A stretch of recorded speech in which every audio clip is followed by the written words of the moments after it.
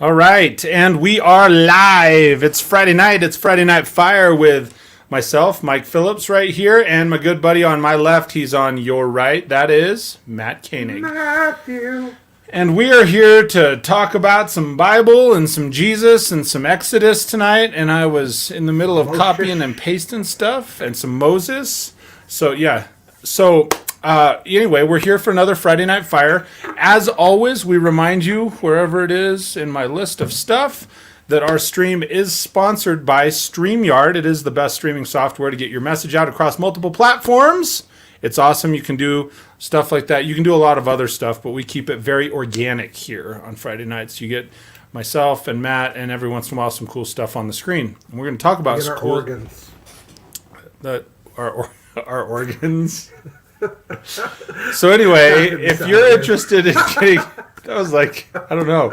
If you're interested in checking out a free 14-day trial of StreamYard, go to join-streamyard.com. I am sharing that right here on the screen, and plug your information in and get a free trial and check it out. It's awesome. So with that, we are going to pick up where there it goes. We're gonna pick up where we left off 2 weeks ago. So Matt and I were doing this. We're like in the gym. It's so funny because we're like so fired up and in the gym and in the moment. And we're going through the book of Exodus right now in the Bible. I read from my NLT version most likely, and then Matt reads from many versions. Bro. Yeah. Tonight I'm hung up on one specific word that shows up in Exodus 3 twice. I can imagine. I could maybe guess, but we'll leave it. I won't know the word because you're going to talk about like the original translation and so forth. We're talking about some Hebrew. I can't wait till we get to the part of the story where Moses' wife cuts off the kid's foreskin and touches it to his foot, because that's just all kinds of weird. That's a thing. It actually happens. It's so creepy, but it serves a purpose. Like, we ended last week with Moses and his identity crisis, right? That's where we ended it. Like, right. Is he like, here he leaves Egypt, he rescues the chicks from the guys that were coming, like, get out of here, quit watering your sheep. Get out. That shows up, Vegas wedding, right? He's like, boom, boom, hey, bring him back home to dinner. Oh, next scene, cut to scene, they're married. So, anyway, what's awesome, that was 2 weeks ago we were having that conversation. Last week, we were off, and I was off because my son was competing at men's gymnastics regionals in Utah, which he did fantastic. He did fantastic. It's so funny. My wife and I debated, and we talked with him. He's had a rough go for about the last year and a half, where I think with the COVID and stuff, you have no fans, and so it's like, even when you're at a competition, it seems like, is it competition or is it practice, And you of course, just like anything, we tell our kids, like, you gotta practice just like a competition, and at 14 years old, that certainly works. Oh, of course. All of them buy into it when you say you practice the way you play, and they're like, right, hush up. Yeah, but so for his age group and his division, he went out and he crushed it. He scored the highest score he's ever scored, literally in his entire career. Nice. He pulled off the vault he's been wanting to pull off. He placed first on vault in the region, again, for his age division and division. First on vault in the region. He's 6'3" and 14, mind you. He's not a typical gymnast size. And he placed first on pommel, which is traditionally an event he struggles with for the region. And so what's crazy, one of the things, and I know this isn't into the biblical portion yet, but what's crazy about it is I was thinking about it on the way back, and I was talking with somebody. I don't remember who I was speaking with.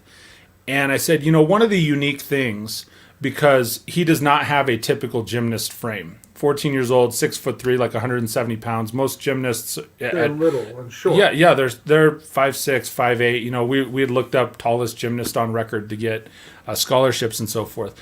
But he just goes out and goes after it and pulls stuff off. And like, as parents, it's so interesting because, like, me as dad and him as mom, we're like, you can do that. You know how it is with kids, right? You're going, hey, no matter what, you can do this. Pull it off. Come on, let's go, right? You've got this. Like, we push our kids until, right? There is no stopping. Yep. But I was talking with somebody and I said, can you imagine all we would get accomplished if we talked to other adults the same way that we talk to our kids? If we talk to ourselves the same way that we talk to our kids? Like, hey, you just have to be able to accomplish this. And so he just goes out and does it. And he showed up. It was so much fun. So much fun. So thank you. I love that. Thank you very much for the time. And the reason I'm thanking Matt, so everybody out there in the world knows, it's because, Matt and I have been consistent about doing this. There. No, I'm sure. Yeah, coach. Because I've been coaching his son. I'm an Olympic gymnast. Look at this frame. That's right. So what's up, Jordan? What's up, Jordan? How are you, buddy? And because like that meant a lot to me that both of us were exploring through the book, and we want to be able to share and have an impact on people that are on you that are watching this or listening later, if you're tuning in later and so forth, and to have that time off to spend just father-son time, because it was just he and I that traveled, and really connect, and then just watch him show up. Like, dude, that was an absolute blessing. It was awesome. So I'm so excited to hear about it, man. That's just great. And, how's your week? How's your 2 weeks been? It's been good. Hey, well, sorry that it's the wrong video, Sam, but thanks for jumping in for a second. I'm just going to point out, Sam, it might be the right video. Maybe God's speaking to you right now, bro. True. We're going to talk about Exodus, not foreskin today. That's like in the coming weeks. We're going to talk about that because that happened. But today we're going to talk about I don't remember the book of foreskin in Exodus. No, but it is a pretty fascinating thing. So off script today because there is no script. But what's really cool. So I've been just digging. Dude, I'm a nerd. I've been diving into this Bema discipleship Bema podcast. Marty Sullivan, and he's got Jewish roots, and he digs really deep on. The Bema podcast, it teaches the Eastern perspective on biblical writing, right? Because we have a very different way of studying the Bible. We think, fact A, 2 + 2 = 4, but with God it's like miracles, so 2 + 2 = 17. But we're very much like, listen, here's how we know the Bible's true, because A, B, C, and D, right? And we're very fact-oriented learners in a Western mindset. We're very, very similar to the Greeks in a lot in that way, but in the Eastern tradition, we talk about proving God exists. In the Eastern tradition, they feel God, and that's how they know God exists.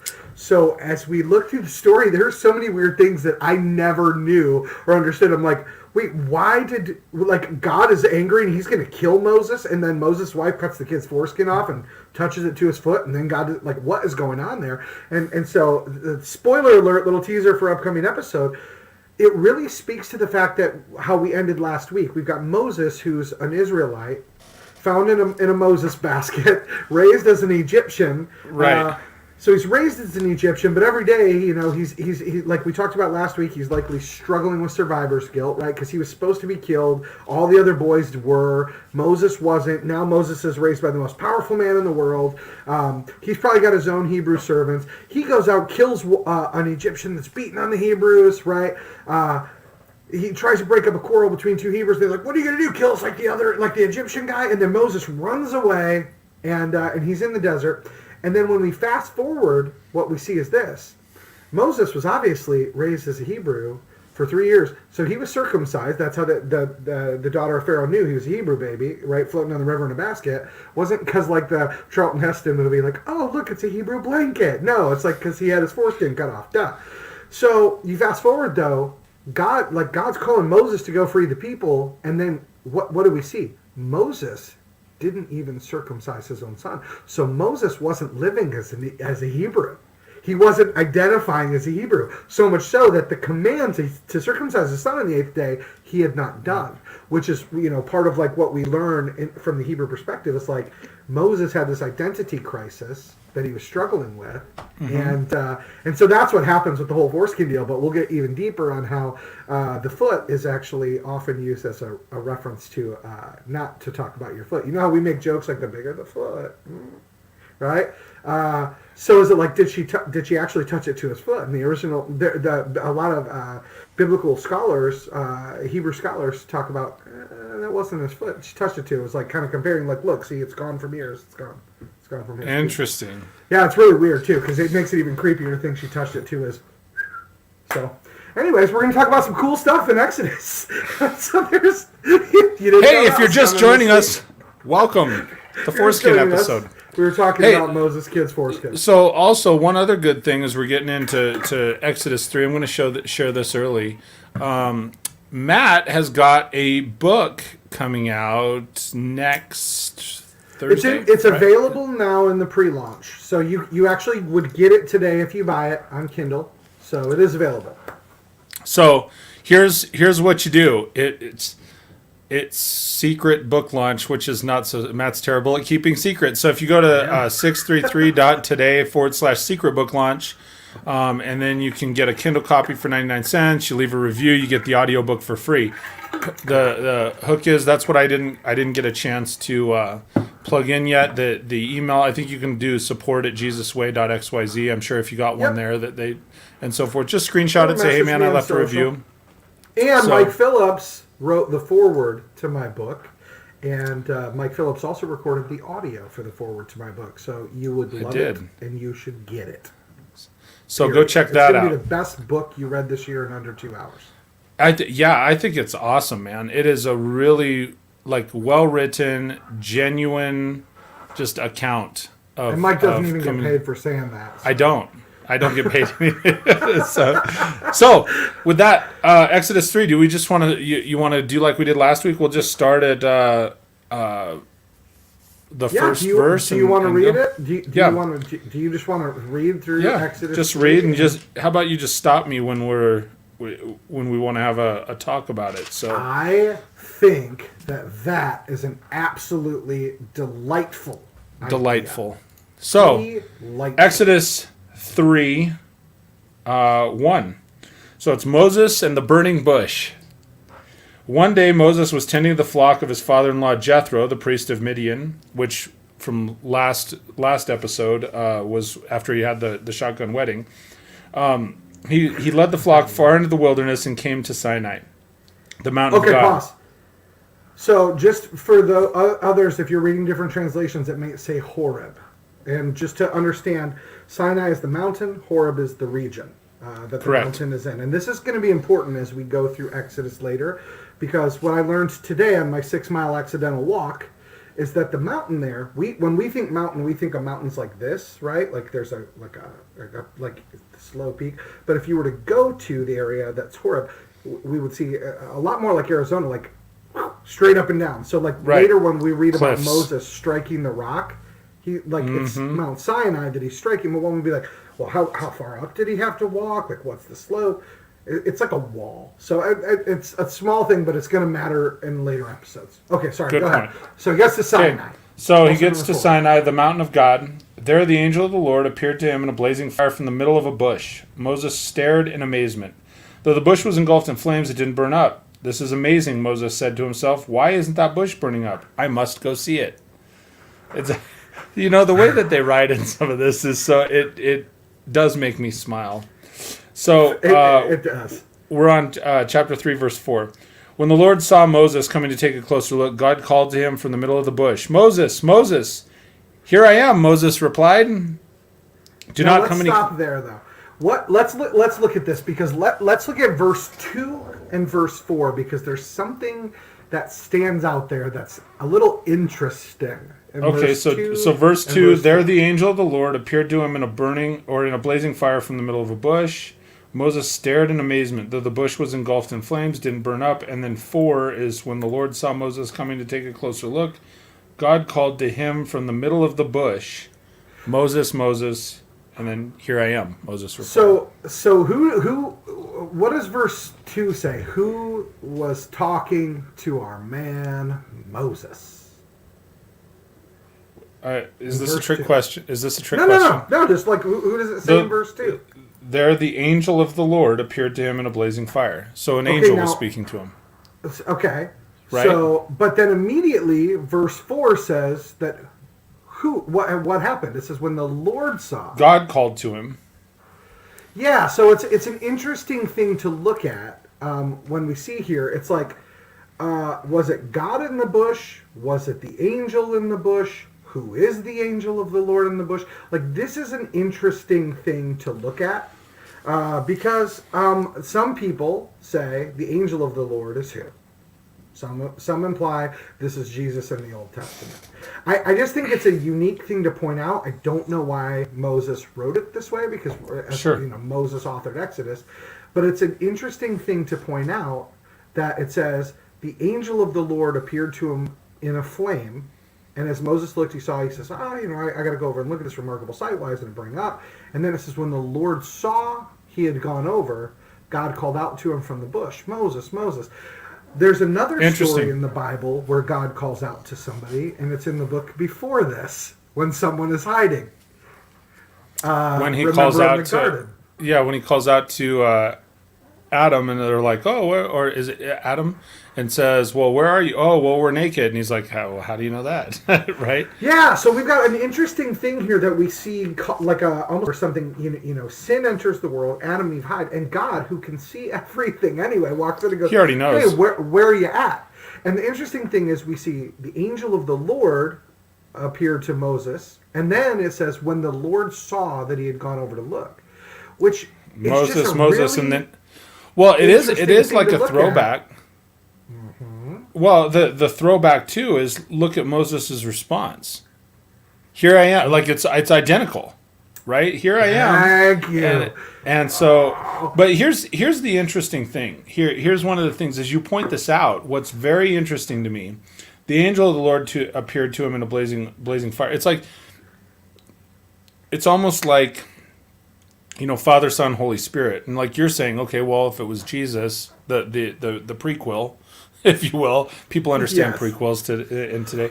Like what if that is if that's the predecessor, the prequel to Jesus, if it's the Holy Spirit, or what if it's like, there's not definition here when they write about the stuff. The interesting thing is, what if it is like, what if it's like God's bellboy, right? Like, well, the word angel in this is malak, or malauk is how it's pronounced, but it literally means like a messenger, a deputy, specifically of God. So we're led to believe, first there's an angel in the bush that like lures Moses in, and then God is calling out to him. And yes, just like Adam, Moses is like, here I am, as though God can't find him. It's an interesting thing that Moses, being the author of both of these stories, there's always a purpose when we see the same words and the same phrasing used. Right, and it's something that it means that the writer is telling us, pay attention to this part of the story for some reason. And I think we'll get some more reasoning as we read on, but it's important to point out, like, here we are seeing almost the exact same thing take place that just took place in Genesis, right? In the creation of the world. So sorry. Okay, go ahead. This is what it's about. We're just going through and talking. Hey, and by the way, for anybody who is watching, or if you're listening later on the podcast and you have questions, listen, DM Matt or I. We're always open for a conversation. Throw a comment in the sidebar. I know it seems like as we're going through this exploring of the Bible, right?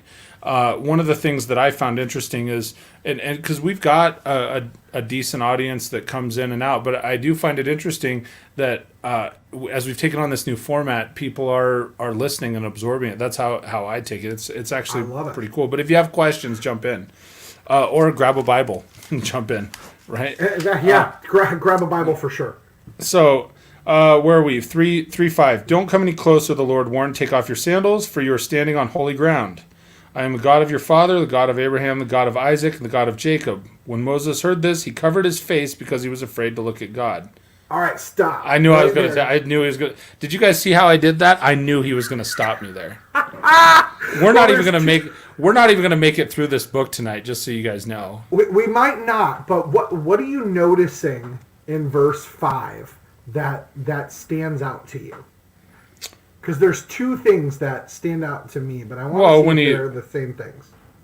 I mean, him pointing out the holy ground, and when he's telling him stop, and then, hey, you're on holy ground.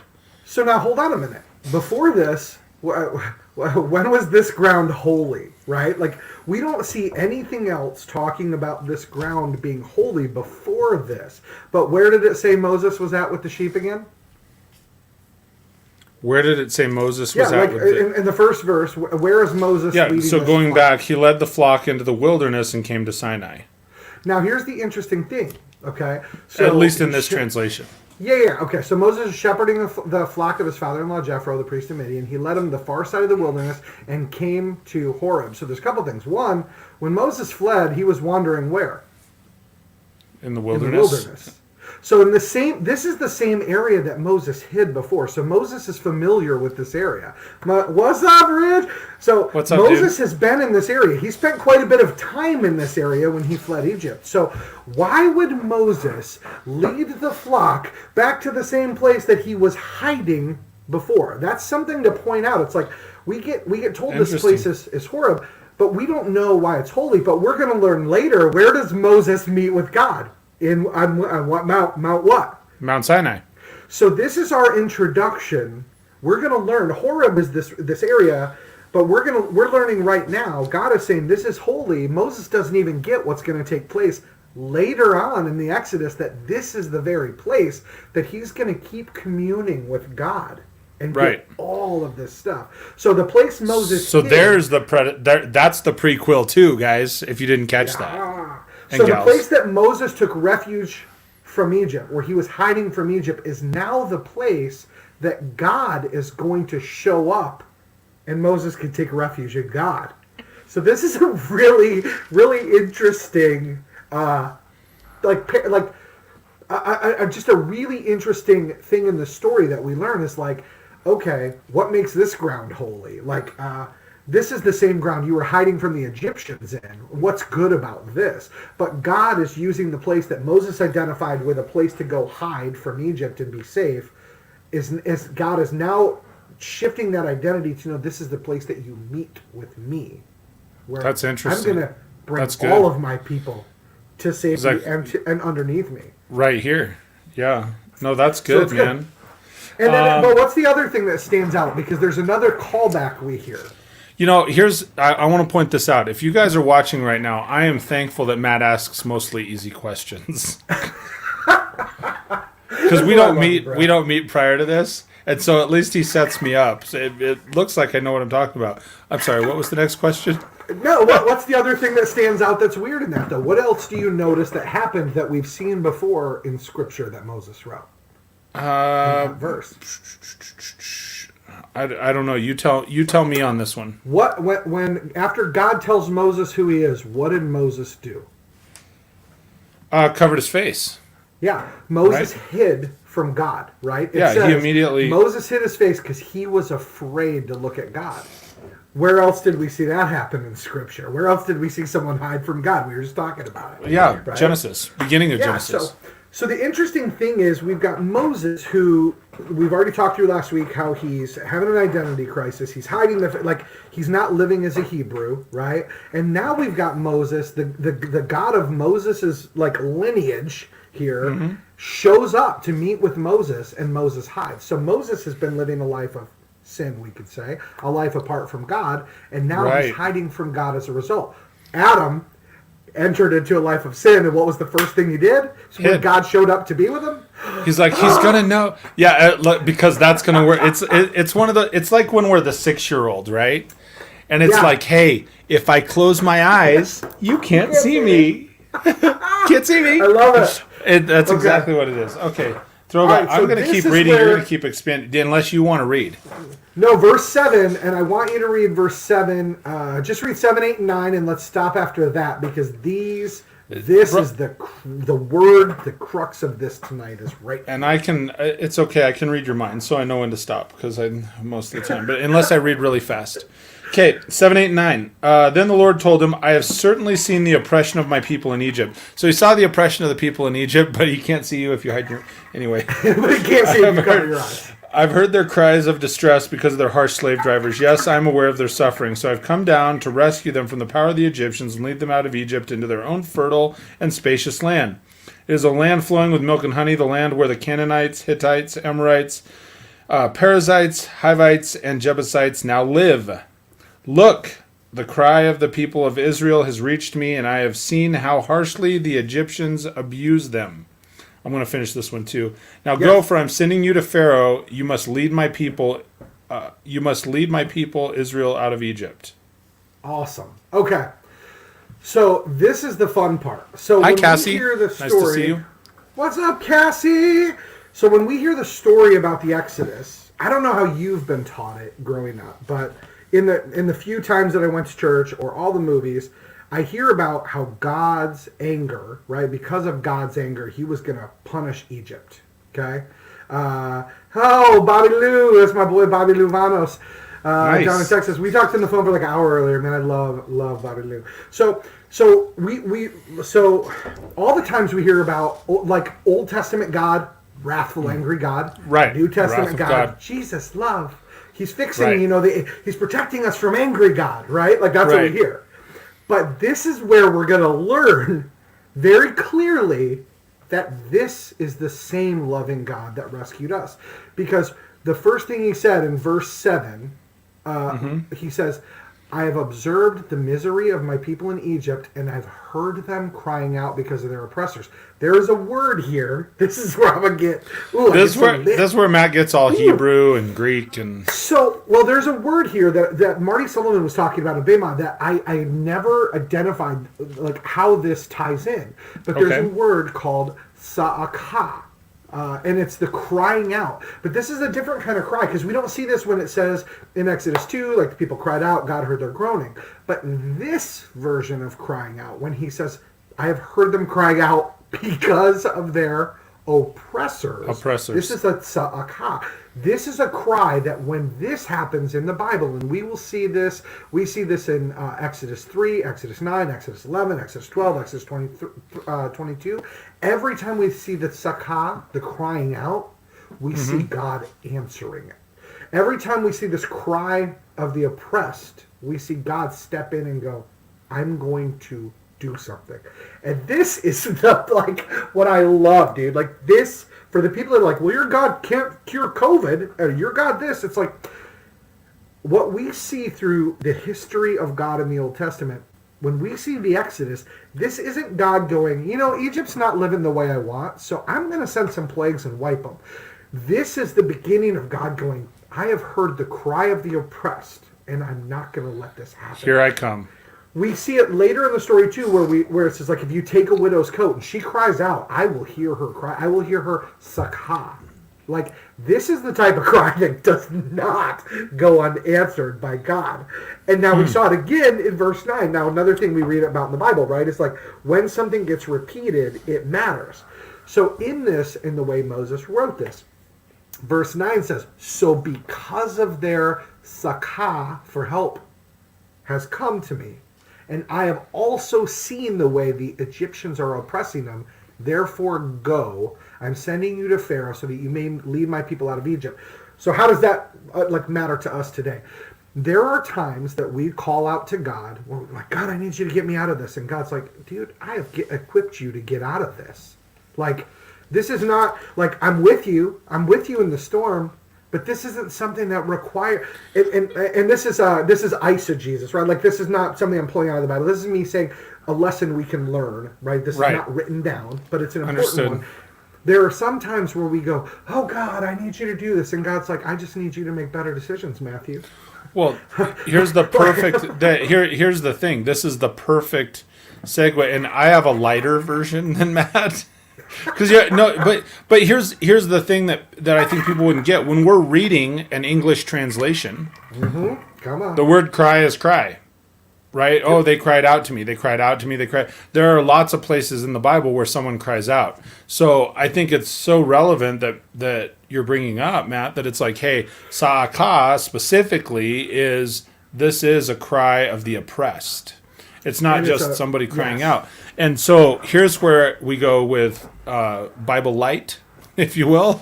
I posted the other day, I shared it the other day, that it's like when we're crying out to God saying, oh my gosh, God, send me a cake, right? And he sends you the flour, the butter, the eggs, the sugar, and an oven, and lands you in a kitchen, and you go, I asked for a cake, dude, and split.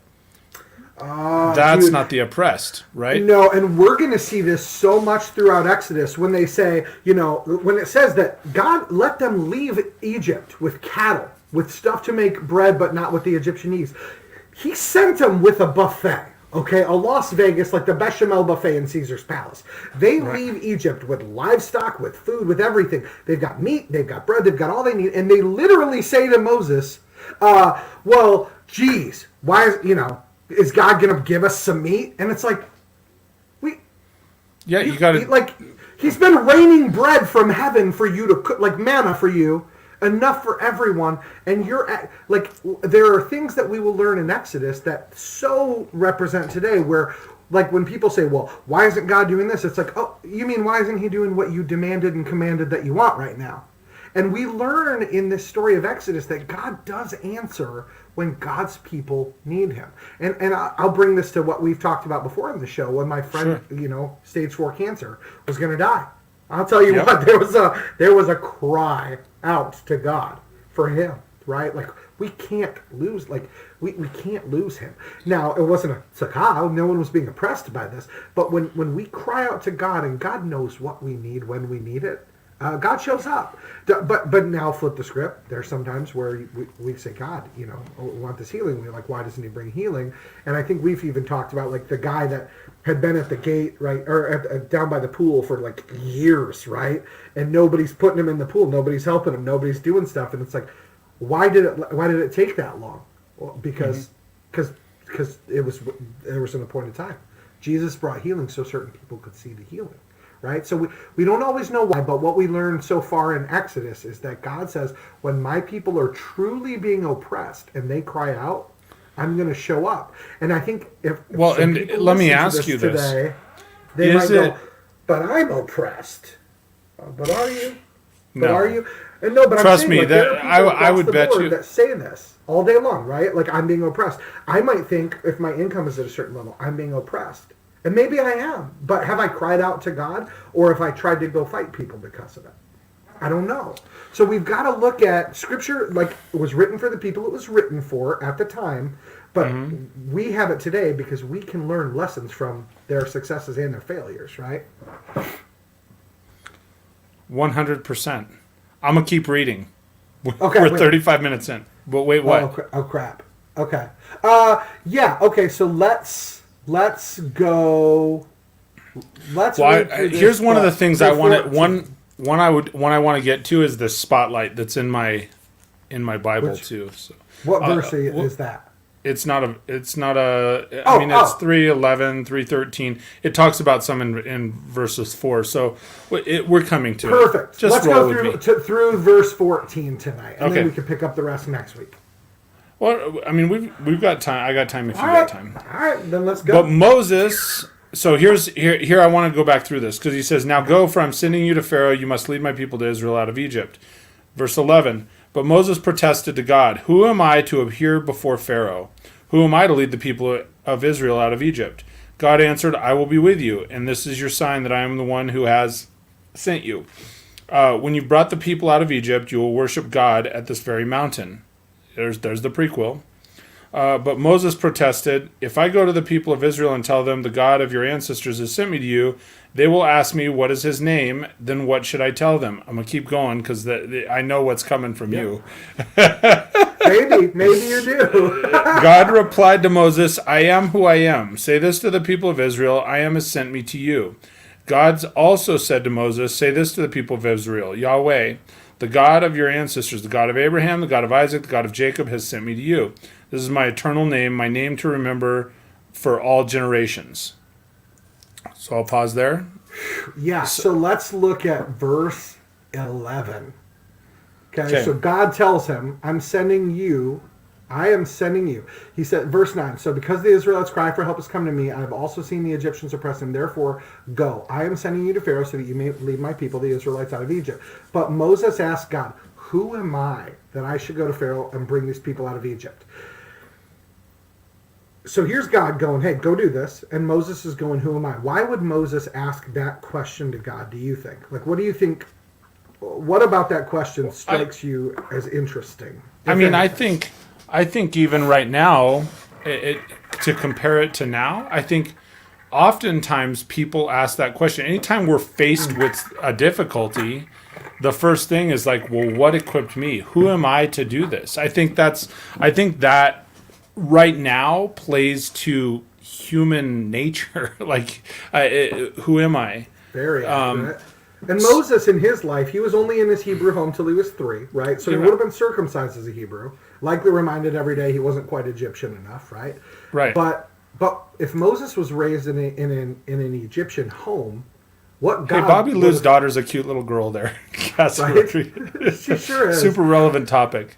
So let me ask you this.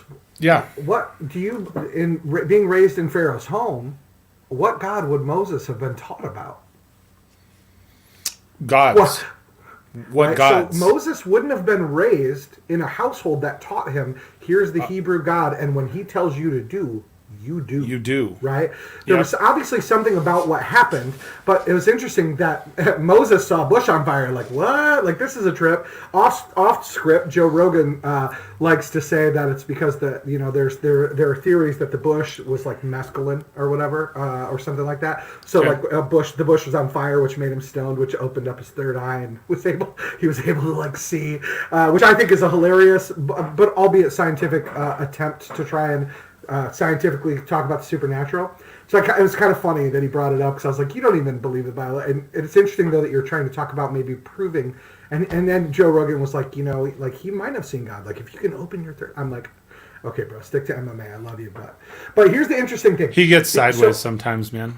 Yeah, so Moses, and I think it's something we, like, there's a level of authority that Moses acknowledges. Like, he's having this conversation with a bush on fire, and God speaking to him through it. But Moses is going, who am I that I should go to Pharaoh and bring the Israelites out of Egypt? Let's go back to that identity crisis Moses was having. On one hand, he doesn't feel he has any authority over the Hebrew people, right? He doesn't even identify as a Hebrew. But by the same token, he goes, I don't have authority with Pharaoh, right? So here's the crazy part, though. The Hebrew kid who was spared by the grace of God gets raised by... Is there another Hebrew person who would have a better shot at having a conversation with Pharaoh? Like, no, none. Who would be more qualified than Moses, even if you strip away the fact that God's with him? Right? So that's where I want to hit this, because I'm going to read all 5 of these, because there's a point in here in my study Bible that says, it's a spotlight, and it says the reluctant candidate. So it outlines 5 different verses, some of which we are not at yet, but I'm still going to share those because they're coming up in Exodus 4. So it talks about there's 5 responses from Moses, 5 pushbacks from Moses, excuses that he makes from Moses, and God has 5 answers immediately. So verse 11, where he says, who, me? I'm nobody, right? Who am I to go? God's response in verse 12, I'll go with you. Right? Next, in 3:13, people will ask me hard questions like, so who is this God that sent you? God says, tell him my name. So then you move on through 4. He says, nobody's going to listen to me. God says, here are 2 miracles to get their attention. He says, I'm a lousy public speaker, right? God says, who made your mouth in the first place? Come on, just send somebody else. Okay, you can go communicate through your brother Aaron. Now that's enough. Get moving. Right. So there's an immediate. That's the other thing that I think is pretty cool when we were talking about this, is for every, and again, relating it to today, right now, me, you, other people. Like, we often will have. We're just like Moses. We have so many excuses. Like, well, who am I to go do this? God's like, I got you. Right. Well, I can't do that because I'm not good at blank. And God said, I'm not good at doing this. And God says, well, who do you think gave you the ability anyway? Try it, right? So there's always a constant, like, God is constant when it comes to this sort of stuff. And I think we get so wrapped up and tied up in thinking that we are so powerful in that sense that it's like, well, no, this is because but for every excuse we have, God has an answer. And Here's two things that I find interesting as well, because I know that's off topic. No, it's on topic completely, because everything Moses is telling him, there are a couple of things that stand out. There's something that God never does here, and I think it's just as important to acknowledge what God didn't do. God didn't say to Moses, yeah, you've got all these shortcomings, but I'll fill in the gaps. God didn't feel the need to even affirm the areas that Moses fell short in. No. God didn't go, yeah, I know that you haven't circumcised your kid yet, dude. I know that you don't identify and don't have your place in the world. Notice that never once does God even give acknowledgement to the potential that Moses has shortcomings. God knows Moses is the man for the job, regardless Absolutely. of who Moses was and is, and regardless of the fact that he's killed a guy, and went and fled and hid. Regardless of all of it, God doesn't even address the complaints as though there's validity, because God knows Moses is good enough for God to work. But there's two things that happen here. In verse 11, Moses, his first piece of pushback is, who am I that I should go to Pharaoh? Basically, what qualifies me to speak to Pharaoh? Right. So his first concern is, and this goes back to his identity crisis, how can I speak to the Egyptian guy? How can I speak to the leader of Egypt? Who am I that he's going to listen to? And when God says, hey, I'm going to go with you, and this will be the sign of the one who sent you, when you bring everyone out of Egypt, you'll all worship God at this mountain, right? Yep. But then the next thing Moses, and this is the interesting part, and this speaks to that identity crisis, he says, but if I go to the Israelites and say, the God of, notice this, he doesn't say our ancestors. Mm-hmm. If I go to the Israelites and say, the God of your ancestors has sent me, and they say, what's his name? What should I tell him? This doesn't seem like just an excuse. While it is, him trying to avoid it, it also seems like Moses is going, hey, man, these folks aren't going to listen to me. When I tell them that their God sent me, who do I tell them you are? This is a big deal in the story, because here's the guy who's reminded that he's a Hebrew his whole life, mm-hmm. but he doesn't even know his own God. Yeah, he's like, I don't know you. That's a big wild. deal to identify in the story. He's going, I'm scared of Pharaoh. Why would he listen to me? And then he's going, these people don't have respect for me either. And who am I going to tell them sent me to tell them to come out? And that's a big deal, because God didn't say, well, let me tell you, Moses, the 5 steps to becoming a Hebrew, and then I'll let you in the club. Right? He didn't do the Christian thing, listen, who is this God, right? Who's this God that I'm supposed to get to know? He doesn't go, well, listen, the Romans road is, or first you give your life to Christ, and then you take a bath, and then you get to know him. He doesn't do any of that. What he says is he acknowledges, it's like he recognizes that, Moses, you don't know me. But instead of going, you don't know me, he just goes, all right, I'll tell you what to say to him, Moses. Yeah, do this. I am who I am, right? I am who I am. This is what you say to the Israelites. I am has sent you. God also says to Moses, say this to the Israelites. And then he gives Moses the lineage that Moses probably wasn't familiar with. Because remember, this is book 2 in our story, so there wasn't a story. Moses wrote all the first 5 books. There wasn't written stuff to share. This was all word of mouth throughout their whole lives, written on walking sticks. There wasn't a Bible. There was no Torah. There was no scripture. So Moses, how would Moses know who he was? Only through stories of other Hebrews. But guess what Moses wasn't sitting in on? Stories of other Hebrews. The Hebrew stories. So how would Moses even know the God of Abraham, Isaac, Jacob? How would he know any of it? He wouldn't. And that makes perfect sense for Moses to be nervous and frightened. And a lot of times I think Moses gets a bad rap as we read through this part of Exodus. We're like, dude, God sent you. How do you push back on God, bro? He sent you. It's God. But Moses wouldn't have known this God. He wouldn't have known him at all. He was raised in a polytheistic home. Yep. Under an Egyptian. So it's pretty fascinating stuff right there. And then later we get all the rest of the story, which we can read through if you just want to end it here. Yeah. We those can were just the things. Yeah, you go ahead and read. We got a through few the verses rest of left. it. So he says, he told me, I've been watching closely. I see how Egyptians are treating you. I've promised to rescue you from your oppression in Egypt. I will lead you to a land flowing with milk and honey, and the land where the Canaanites, Hittites, Amorites, Perizzites, Hivites, and Jebusites now live. The elders of Israel will accept your message. Then you and the elders must go to the king of Egypt and tell him, the Lord, the God of the Hebrews, has met with us. So please, I just lost my spot. So please let us take a 3-day journey into the wilderness to offer sacrifices to the Lord our God. But I know that the king of Egypt will not let you go unless a mighty hand forces him. This is a pretty cool part. Like this part here, this last, we'll call it a paragraph, but from 19 to the end here.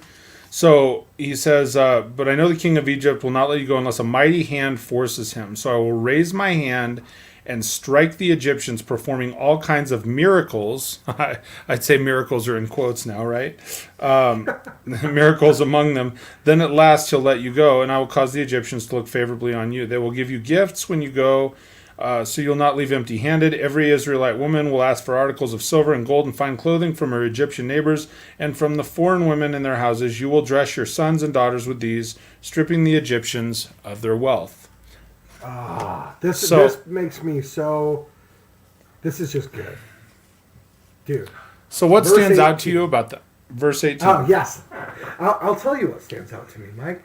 Number one, God is confident. He says they'll listen to what you say. So God knows when you say these things to the Hebrew people, they're going to be able to identify with them. And they're going to recognize it's me talking, right?